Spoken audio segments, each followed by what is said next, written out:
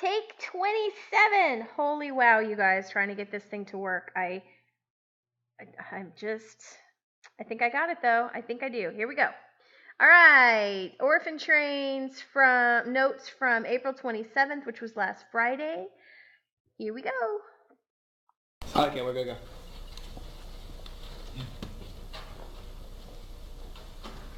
A 1,000 people a day. Ian, we need to put the camera farther back. 1,000 new people. Family, single men, single women, children. 1,000 of them a day. Born to our new country. For 50 years running, 1,000 people a day. Born in a newer economy. For a new life.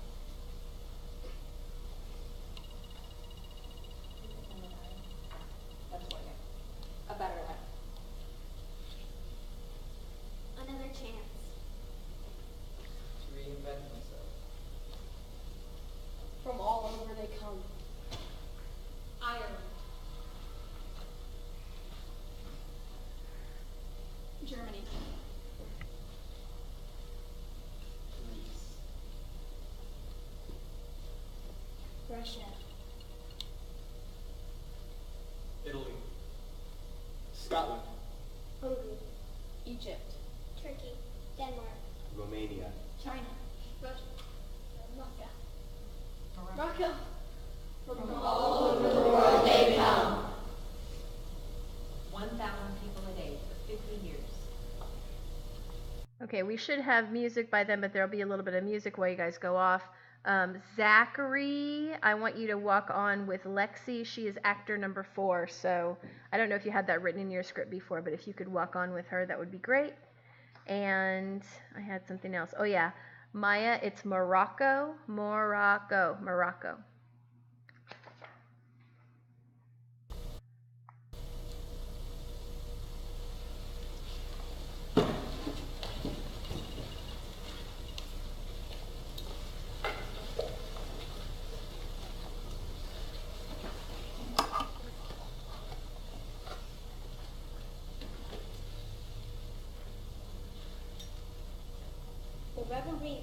The Reverend brings to speak at Trinity Church tonight. Community meeting at 7 p.m. Gideon, get a paper, and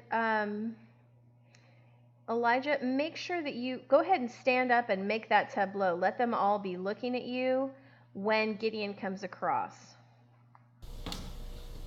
We have a dangerous situation in our city. Oh, one other thing, Elijah, notice how your hands are crossed. You want big arms, big preacher arms.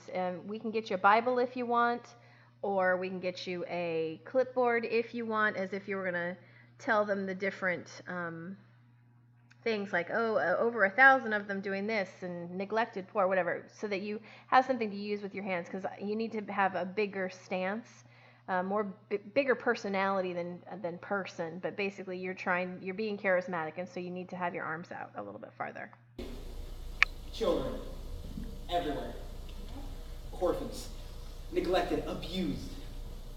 According to police, more than 10,000 of them are living in our streets. Living like beggars, like animals. Good Christian people can no longer afford to look the other way.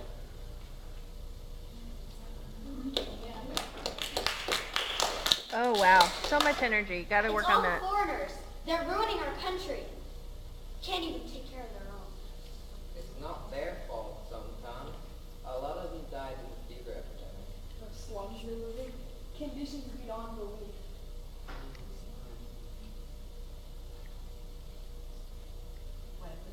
Whatever the reason for their parents being gone, alive or dead, they're in our streets and we must do something. Reverend, we have got the orphan asylums, you know. I do charity work there. They're doing a good job with the orphans. But they're turning the children away. Even the convent orphanages, they're overflowing and can't care for a fraction of the children in our streets. So we build more orphanages. There's a Little louder, better Ian. life for these children in the orphanages. To give them fresh air, a clean, simple life. On farms, in the West, and in the South. Oh, so you say farm families want them. Why? How do you know? I've posted notices in newspapers all over the West. There are thousands of good Christian ranchers and farmers whose families are willing to give these kids a good home and a good life.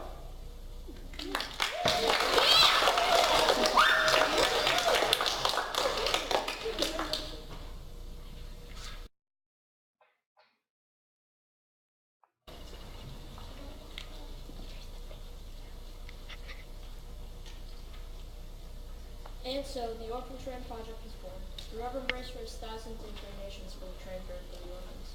Trainloads of children, mostly immigrant children, orphaned or neglected ages 6 months to 15, leave New York every week for the West, to 47 states and territories for 75 years.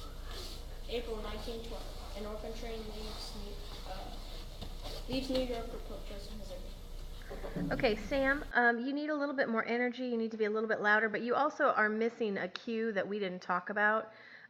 There's a train whistle between the time where you say, for every 75 years, then there's a train whistle. And then you start again on April 1912, orphan train leaves New York for Port Joseph, Missouri. So it's going to go something like, I'd like you to be a little bit more excited about this. You're telling the world about some history, and it's not boring history. It's really actually interesting history. So you're going to want to go something like, and so the Orphan Train Project was born. The Reverend Brace raised thousands in donations for train fare for the orphans. Trainloads of children, mostly immigrant children, orphaned or neglected ages 6 months to 15, leave New York every week for the West, to 47 states and territories for 75 years. And then there's a train whistle. Toot, toot. April 1912, orphan train leaves New York for Port Joseph, Missouri. So you're going to want to leave yourself a space for that, and we're going to try and get that taken care of for you so you know it's in there.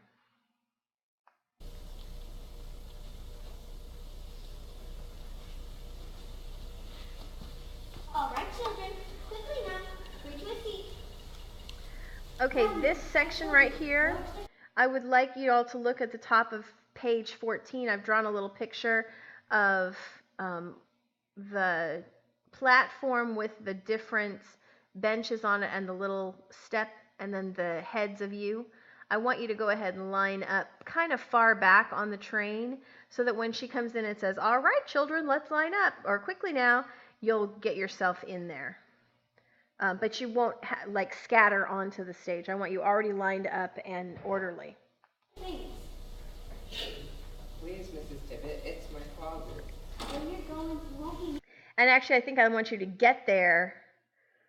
I want you to line up where Sam says April 1912, orphan train leaves New York for Port Joseph, Missouri.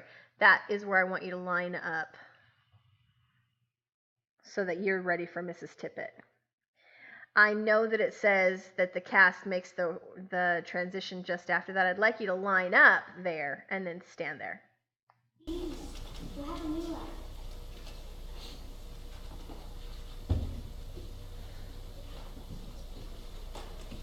I am the oldest of 5. Mom and Papa were good to us, but Elijah, we missed it, but please remember the mandolin for Micah. Thanks. Papa went to work at the dog swimmer and never came back.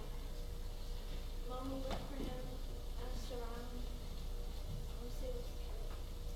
Never know. We were alright. We were still alright though. We took in laundry. My brother sold papers. But then Mom was out of the fever after Jordan was born. I don't know where my 3 brothers are. Then they came for us. I don't know where my 3 brothers are now.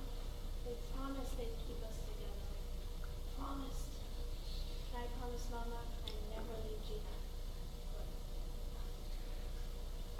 Okay, Maya, I need you to be a little bit louder, work on projection. And there's going to be a train whistle as you're crossing back to the train.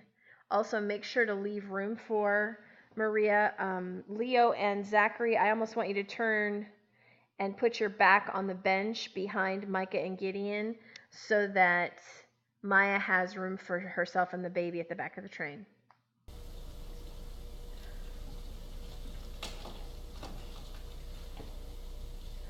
All right, children.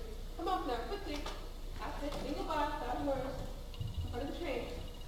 Now, that's it. Hurry.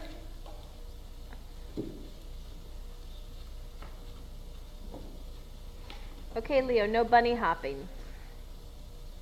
Good evening, ladies, sirs. I'm Agent Estelle Albright of the Children's Aid Society. I have papers on each child age and background. Okay, singers, notice all I can see is your back. Look, George. A little baby. I want the baby, George. Ma'am, my wife gave birth to a stillborn about a year ago. We're waiting to adopt the baby here off these streets ever since. Ma'am will take her, raise her like her own. All right. First of all, Alyssa, we fixed that. You'll do that differently now that because we went over it again later in the afternoon. So don't worry too much about what that looks like. It'll look different after you say it from the side and then walk across. Trey, I need a little bit more energy from you. I really want you to be. You're kind of excited. I think you do a good job on the sadness of her having given birth to a stillborn. But I want you to realize that you're talking about having a child and that particular child. So something like, ma'am, my wife, she gave birth to a stillborn about a year ago. Been wanting to adopt a baby off these trains ever since. This is the first baby we've seen off the trains since a year. We'll take her, ma'am, raise her like our own. So you're kind of excited by that last line. Try and make sure that shows in your voice. This whole section is going to go differently with the baby, so I'm going to fast forward. I like this. Why don't they want me too? And I wanted to say, I'm going to rewind a little. Please focus on Gina and you'll have to let her go. I promised Mama we'd stay together. Gina, when we found you, all five of you were living in the storm of a sewing factory, full of filth and no food. If it hadn't, the baby would have died if it hadn't been for us. Why don't they want me too? Okay, I need you to be a little bit less whiny, Maria, and more weepy. So I know that's kind of a hard line to figure out. You're not, why don't they want me to? You want to be with Gina. I think carrying the baby is actually going to help you because it's going to be a little bit of hard work on you. So you're going to be a little bit more breathless. But what you're really saying is, why can't I stay with my baby sister? Please let me stay with him. And it's more please, not whiny, not self-serving. You are heartbroken that you're leaving your little sister. So something more like, Mrs. Albright's going to say, that baby would be dead if it weren't for us. And I kind of want you to let that hang there for a second. And then I want you to close your eyes and say, why don't they want me to? Or something along those lines, something that's really going to strike home. Because their baby died and they want Gina. Now, if you love Gina, with your best for her, you're going to be so. By the same token, Abigail, don't lose sight of the fact that you understand what she's saying at her heart, but you've got to keep moving. So they can raise their own life. Here you are, Mr. and Mrs. Singh.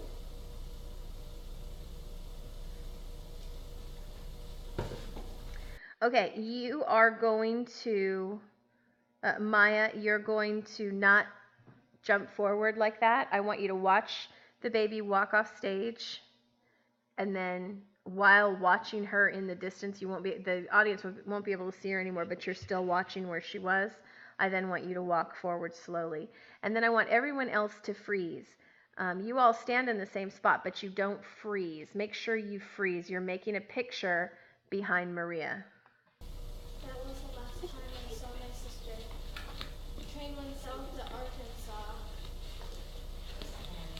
and I was adopted by an elderly couple who owned a small farm.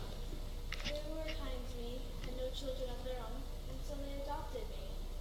They gave me a wonderful life that I would have given it all up in a minute. To see my mother's face again, my sisters, and brothers. And I'm going to pause because I've been through this 3 or 4 times, and so really I just want you to make sure you're a little bit louder in your sadness. I think you're doing a good job here. Fast forwarding.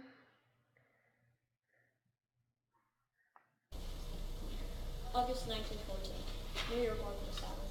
A train is scheduled to leave the next day from 3 cities in Illinois. Just remember to keep your energy up. I'm going to give you notes on this before we go through it, and then I'm probably going to fast forward a bit.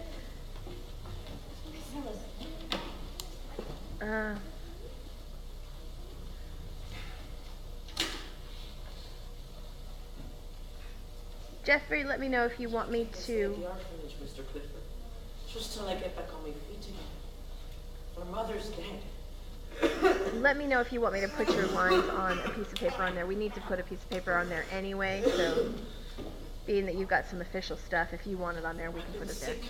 Couldn't work, but I'm almost better now. This is to certify that I am the father and only legal guardian of Patrick and Michael Burke. I hereby freely and of my own will allow the Children's Aid Society to provide them with new homes, and I hereby until they're of age. I hereby promise not to interfere with any arrangements that they may make. Milo P. Burke. Not what I'm trying to tell you, Mr. Clifford. Okay, on this line, Ian, I want you to put the boys behind you, as if to protect them. Put the boys behind you, and I think that means that Andrew and Silas are going to be off down right, or at least that direction. 4 weeks, just till I get back on my feet again. Please don't put them on the trains. You've got consumption. You won't last. That's going to change the whole blocking of this. It's going to put Ian closer to you, Jeffrey. It's going to put Patrick and Michael farther from you.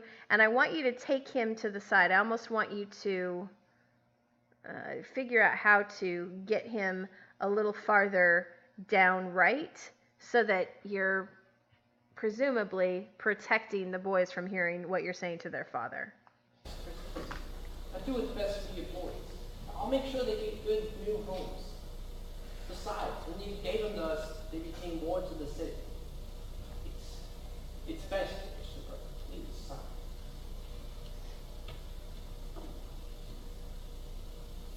And that'll also put you closer to the front, Andrew. Pa signed the papers. We told him not to worry that if they put us on those trains, we'd find a way back to them.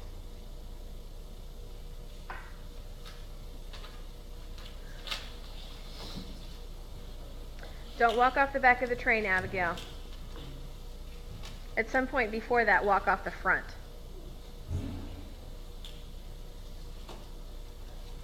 Here. Keep this with you. Keep it in its place. Write to me when you sign. We need an envelope, Abigail, and I don't have any. Patrick Burke, get on this train now. Oh, one other thing. We need to keep Silas and Andrew together. Silas, actually maybe Eva, I want you to sit on the middle seat so that there's room for both Silas and Andrew on that back seat.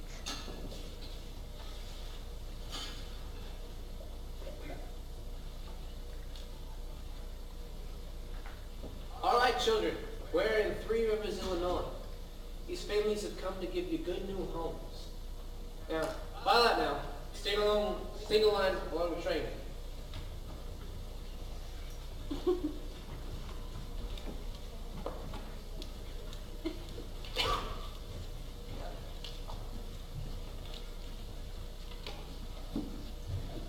Wait, Michael. I need to get something. You're going to want to have hold of his hand. Lost an envelope. I need to find it. Silas, stay right with him until he's going to leave you at the doorstep and you're going to step down.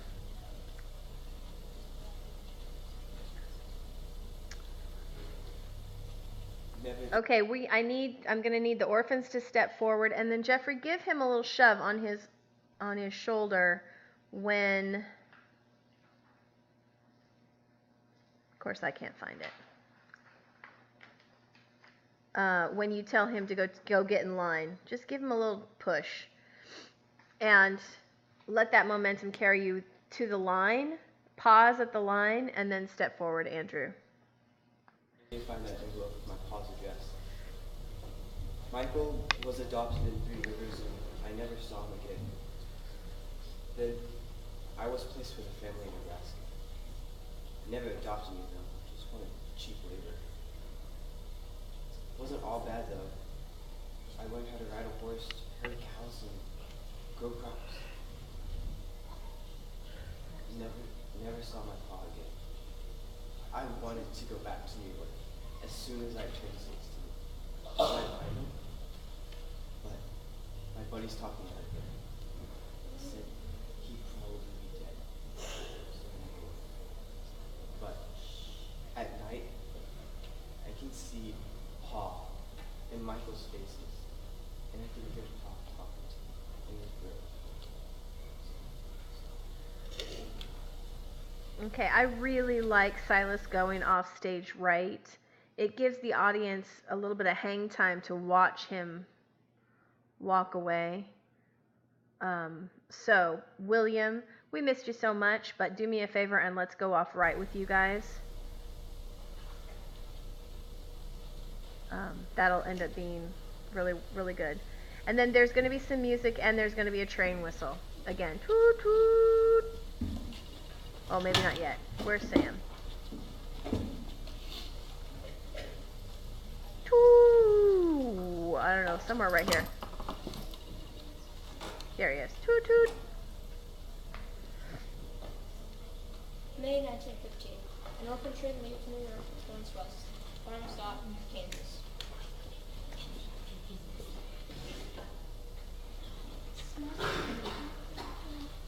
Avery, we lost you here. Make sure you're paying attention to your entrances. That's kind of a long few moments wondering what's going to happen next.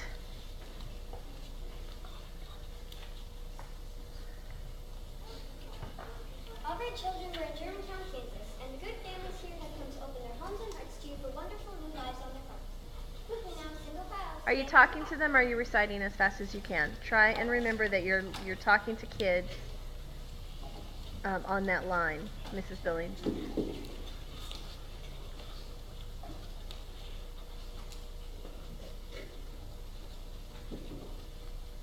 You all need to step forward so there's a little bit more room. Shade is going to end up crossing down to this crate.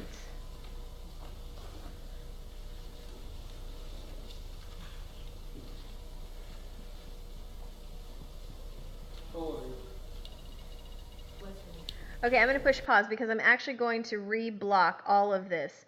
What I want you to end up doing, Shade, I want you to sit on by the line. It ain't son, and I ain't your son. I want you to be sitting down on this crate. I would like Mackenzie to be to the right of you, stage right of you. I'm sorry, stage left of you, and I'd like Josh to be stage right of you. Then we're going to go forward a little bit. Maybe if I can do it. Oop, where are you? Notice this way we can't see anything but their backs, and we can't really see you from the camera. It says his name's Chris. Chris Schultz. One of my pieces, your company, Chris Schultz.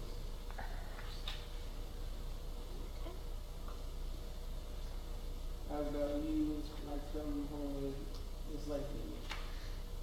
We'll accept Mr. Lincoln, won't you? Okay, in just a minute, Chris is going to say, "You got two kids? What do you want me for?" And I want you to stand up. And when you do that, Shade, I'm going to have you cross just to the left of Mackenzie. It helps you to be able to look at both of them without being so short next to Josh that it looks like you're looking over a mountain. So Josh, kind of stay back from them, and she'll walk over to Mackenzie.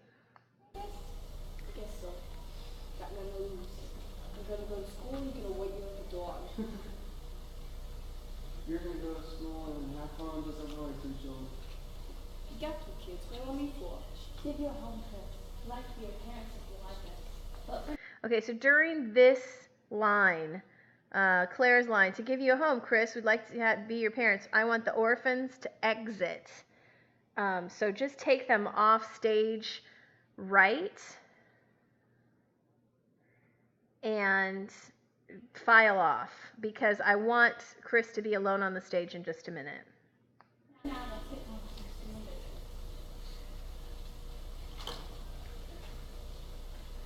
Now, the stage will be bare except for the Lathys. The Lathys are gonna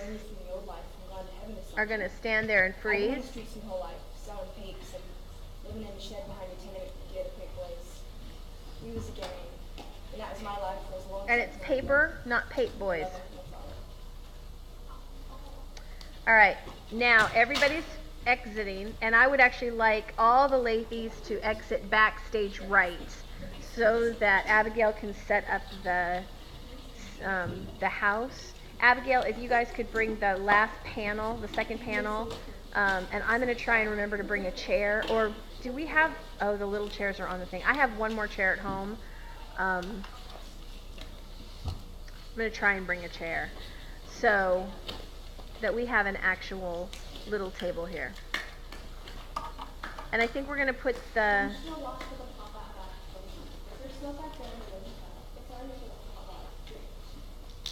I think we're going to put the towel on the table. Sorry, it took me a minute to see when you guys were going to do it. Arthur! Whoa! Our Chris is not a Christopher, but a Christine. No! She's a girl.